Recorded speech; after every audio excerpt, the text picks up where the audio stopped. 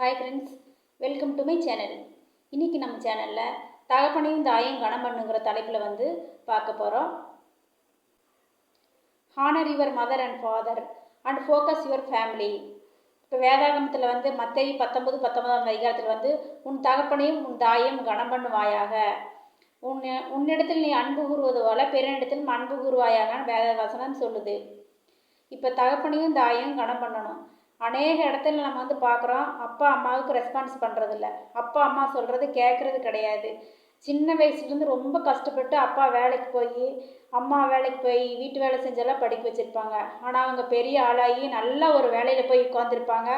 அப்பா அம்மாவுக்கு ரெஸ்பான்ஸே பண்ண மாட்டாங்க.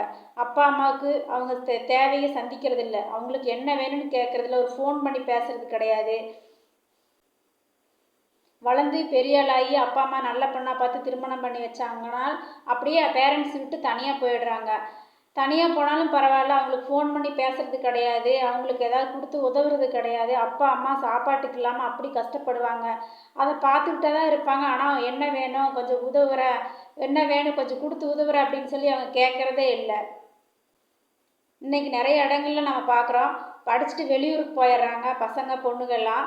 ஆனால் அப்பா அம்மாவுக்கு ஃபோன் பண்ணி பேசுகிறது கிடையாது. அப்பா அம்மா ஃபோன் பண்ணாலும் எடுத்து பேசுகிறது, ரெஸ்பான்ஸ் கொடுக்கறது இல்லை. தயவு செஞ்சு அப்பா அம்மா ஃபோன் பண்ணாங்கன்னா எடுத்து பேசுங்க. நீங்கள் அப்பா அம்மாவை தினந்தோறும் ஃபோனில் தொடர்பு கொள்ளுங்கள். அப்போ தான் நீங்கள் இந்த உலகத்தில் நல்லா இருக்க முடியும். நீங்கள் எங்கே இருக்கிற இடத்துல எங்கே இருந்தாலும் சரி அப்பா அம்மாவை கனம் பண்ணணும் அப்படின்னு பைபிள் சொல்லுது. அடுத்தது நீதிமொழிகள் 23:22 சொல்லப்படுது, உன்னை பெற்ற தகப்பனுக்கு செவிகொடு, உன் தாய் வயது சென்றவள் ஆகும்போது அவளை அசட்டை பண்ணாதேன்னு சொல்லுது. அப்பா அம்மா சொல்கிறதுக்கு பதில் கொடுங்க, மதிப்பு கொடுங்க.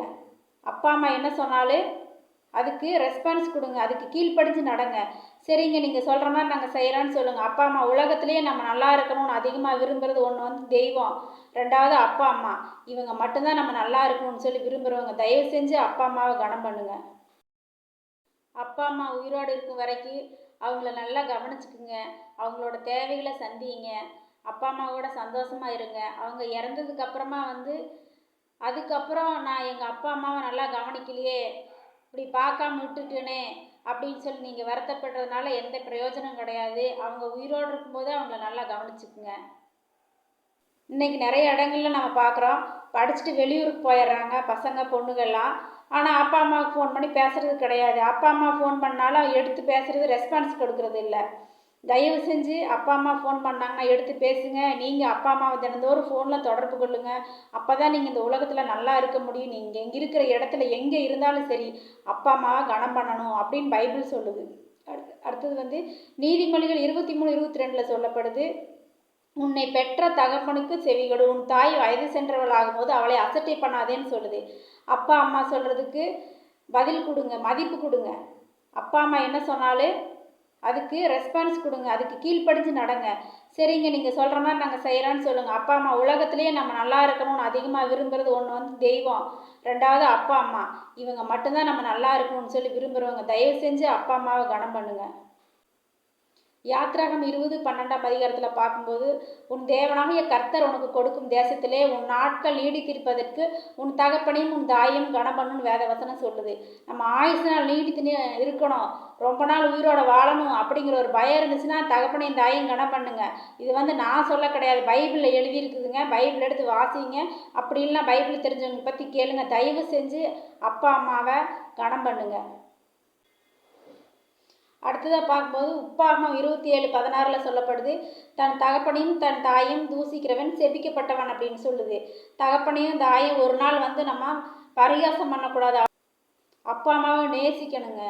யாராக இருந்தாலும் சரி, உங்களுக்கு என்ன வயசானாலும் சரி. நானே அப்பா அம்மா ஆயிட்டேன், என் குழந்தைகளவே பார்க்க முடியல, என்னோடய மனைவியை பார்க்க முடியல, என்னால் எப்படி அப்பா அம்மாவை பார்க்க முடியும் அப்படின்னு சொல்கிறவங்களா இருந்தீங்கன்னா அவங்களுக்காக ஒரு ப்ரேயர் பண்ணுங்கள், ஃபோன் பண்ணி பேசுங்க. அதில் என்னத்தை ஆயிரப்போகுது? எந்த ஊரில் இருந்தாலும் அவங்கக்கிட்ட ஃபோன் இல்லைன்னா கூட நீங்கள் அவங்களுக்கு ஒரு ஃபோன் வாங்கி கொடுங்க, அப்பா அம்மாக்கிட்ட பேசுங்க, அவங்கள அன்பாக இருங்க.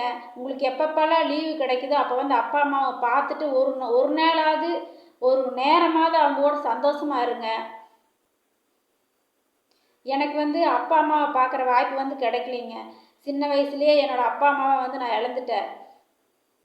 என்னோடய ஆவிக்குரிய தகப்பன் தான் என்னை அப்பாவாகவும் அம்மாவாகவும் நான் நேசிக்கிறேன்.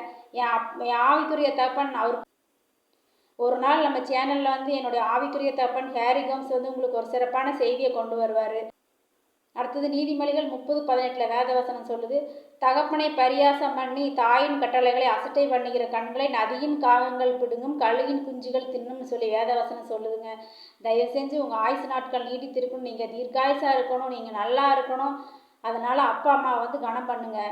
நானே ஃபேமிலியோடு இருக்கிறேன், நான் எங்கே அப்பா அம்மாவை பார்க்குறது, எனக்கு வர சின்ன வருமானத்தை வச்சுட்டு அவங்கள எப்படி பார்க்க முடியும் அப்படின்னு இருக்கிறவங்க நிறைய பேர் இருக்காங்க. ஆனால் வந்து நீங்கள் அப்படி கொடுக்க முடியாட்டியும் நல்லா இருக்கிறீங்களா, சாப்பிட்டீங்களா அப்படிங்கிற ஒரு வார்த்தையாவது கேளுங்க. அதே உங்களுக்கு ஒரு ஆசீர்வாதம் தான். அவங்களுக்காக ஒரு ப்ரேயர் பண்ணுங்கள். மற்றவங்ககிட்ட அன்பாக இருங்க, எல்லாரையும் நேசிங்க, இல்லாதவங்களுக்கு கொடுத்து உதவுங்க. கடவுள் வந்து உங்களை அதிகமாக ஆசீர்வதிப்பார். தேங்க்யூ ஃபார் வாட்சிங்.